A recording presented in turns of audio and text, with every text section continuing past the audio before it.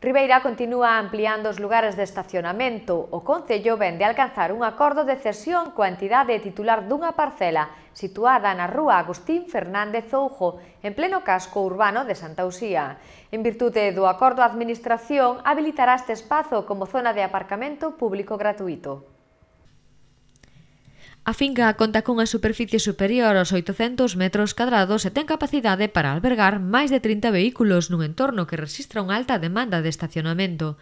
A tal efecto, o Concello acondicionará a parcela para o seu uso público como aparcadoiro, incluindo a roza da vegetación existente.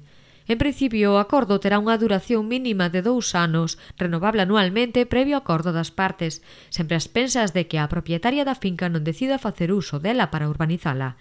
Compre lembrar ao respecto que o pleno do mes de maio da Corporación Municipal aprobou encomendar ao alcalde a realización de negociacións cara a este obxectivo.